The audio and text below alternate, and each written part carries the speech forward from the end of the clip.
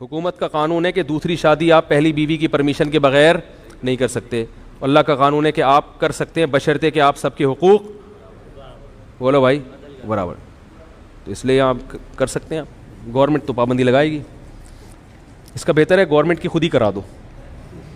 وہ ہمارے ایک دوست تھے, انہوں نے دوسری شادی کی تو وہ اریسٹ ہو گئے نا. پہلی بیوی نے کیس کر دیا. جب عدالت میں گئے ہیں تو ضیاء الحق کا دور تھا, اس میں فوجی حکومتیں تھیں. تو فوجی جج بیٹھا ہوا تھا کرنل. تو جج نے ان کو ڈانٹ لگائی. جب ان کا نمبر آیا نا, جج نے ان کو ڈانٹ لگائی کہ کیا کرتے ہو تم. ان کا دماغ ہی نہیں کہ میری پہلی بیوی نے میرے خلاف کیس کیا ہے. ان کے ذہن میں یہ بات آئی نہیں رہی. یہ کہہ رہے میں کبھی اسمگلنگ کیا کرتا تھا پہلے نا, تو میرے ذہن میں یہ آیا کہ شاید وہ کہیں مخبری ہو گئی ہے. حالانکہ وہ توبہ کر چکے تھے, چھوڑ چکے تھے. تو کہ میں نے کہتے ہیں میں نے جج صاحب سے کہا, جج صاحب کرتا تھا اب نہیں کرتا.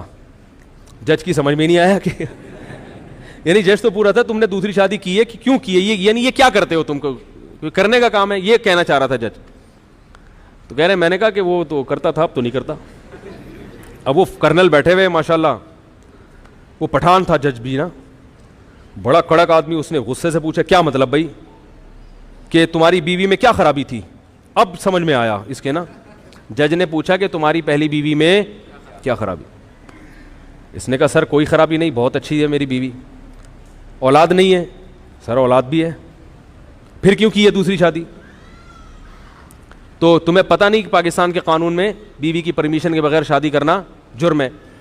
تو یہ مجھے اپنا قصہ خود سنا رہے تھے. کہہ رہے میں نے کہا سر پاکستان کے قانون میں جرم ہے مگر اللہ کے قانون میں جرم نہیں ہے. وہ جج بھی بڑا خاندانی تھا ہیں تو یہ چیف جسٹس بھی مسلمان ہی ہیں جن کے بارے میں نے یہ میرا جب کلپ بنائے نا تو یہ والے جملے بھی چیف جسٹس کے اس میں ڈال دیں. ہیں مسلمان, بہرحال بعض دفعہ مس گائیڈ ہو جاتے ہیں. تو میں نے کچھ زیادہ کہہ دیا میرا خیال ہے. کہا تو صحیح ہے مگر میں گزارش کروں گا کہ انہوں نے بھی کلمہ پڑھا ہے. امید ہے اللہ کی رحمت سے انشاءاللہ یہ دلائل سن کے چیف جسٹس اپنی بات سے بے شک رجوع نہ کریں لیکن دوبارہ ایسی بات نہ کریں. بس ہماری یہ گزارش ہے. اور ان کے بعد بھی کوئی اس قسم کی حماقت کرنے کی کوشش نہ کرے. قوم کو ایسی باتوں کی ضرورت نہیں ہے جن پہ 10 سوالات کھڑے ہوتے ہوں. تو چونکہ بہرحال مسلمان تھا تو جب یہ بات سنی نا کہ اللہ نے اجازت دی ہے تو وہ اس کا غصہ کیا ہو گیا, ٹھنڈا ہو گیا.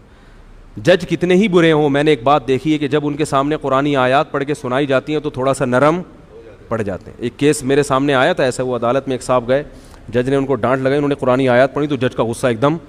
تو اتنے بھی برے ہمارے ججز نہیں ہیں جتنا ہم ان کو سمجھتے ہیں, اتنے بھی لبرل نہیں ہیں. تو گائیڈنس صحیح نہیں ہوتی بعض دفعہ جو دلائل دینے والا ہے اس کے دلائل مضبوط نہیں ہوتے. تو جب وہ قرآن کی آیت پڑھی تو وہ ایک دم نرم بھی پڑ گیا. اور پھر کہتے ہیں اس نے کیا کیا کہ جتنے بھی لوگ تھے نا عدالت کے کمرے میں سب کو باہر نکال دیا جج نے. کہہ رہا مجھے بلایا, قریب میں کرسی بلائی اور جو وہاں چائے والا ہوتا ہے اس کو بولا 2 چائے لے کر آؤ. کہہ رہا ہے اور مجھے اپنا کارڈ دیا, بولا اور کوئی مسئلہ ہو تو میرے سے رابطہ کرنا. کہہ رہا میں نے کہا سر وہ کیس کا. کہہ رہا ہے چھوڑا میں نے بھی 2 کی ہوئی ہیں یار. اور کہہ رہے میں نے کون سا بیوی سے پوچھ کے کی ہے. جج خود کہہ رہے جو آرمی کے کرنا. کہہ رہا ہے بیوی سے پوچھ کے کون کرتا ہے, بیوی کہاں اجازت دے گی, بیوی کس کی پاگل ہے جو اجازت دے گی. کہہ رہا ہم نے بھی کی ہوئی ہے. پھر اس نے خود بتایا, کہہ رہا میں تمہیں اندر کرنے کے چکر میں تھا, میرا ارادہ تمہیں کیا کر دوں گا, لیکن میں نے تمہاری صاف گوئی کی وجہ سے تمہیں یہ پروٹوکول دے رہا ہوں. وہ صاف گوئی کیا ہے, تم نے پہلی بیوی پہ الزام.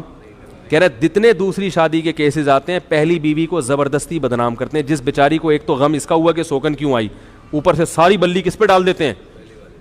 میں بھی لوگوں سے کہتا ہوں, مجھے جب فون کر کے لوگ کیا کرتے ہیں اپنی پہلی بیوی کی برائیاں میرے سامنے شروع کر دیتے ہیں. حضرت میری بیوی میں اس لیے میں دوسری شادی کرنا چاہتا ہوں, میری بیوی میں یہ. میں نے کہا یار اس کے لیے اپنی پہلی بیوی کو بدنام کرنے کی ضرورت کیا ہے. آپ بولو حضرت میری بیوی بہت اچھی ہے کیونکہ اللہ نے اجازت دی ہے, میں حقوق پورے ادا کروں گا اس لیے میں کرنا چاہتا ہوں. خام ایک جھوٹ بول کے بلا وجہ ایک معصوم, ایک تو بیچاری پہ تکلیف تو ہوتی ہے تو نیچرل ہے نا. ایک تو غم اس کو یہ کہ سوکن اوپر سے اس کو پورے محلے میں کیا کر دیا, ذلیل کر دیا, بدنام کر دیا. تو جج نے کہا کہ جو بھی یہاں آتا ہے دوسری شادی کے کیس میں, پہلی بیوی نے اندر کیا ہوتا ہے نا اس کو کیس میں, تو وہ جواب یہ کیا کہتے ہیں میری بیوی صحیح نہیں ہے. تو مجھے یہ اچھا لگا کہ تم نے بیوی پہ کوئی الزام نہیں لگایا. تو کہہ رہے چائے بھی پلائی, کارڈ بھی دیا اور بولا چلو شاباش. اور میرے پہلی وائف کو فون کیا, بولا یہ گھریلو مسائل ہیں ان کو عدالتوں میں. کیسا خاندانی جج تھا یار, کتنے ایسے ہی جج سارے خاندانی ہو جائیں تو ملک میں کیا آ جائے گا.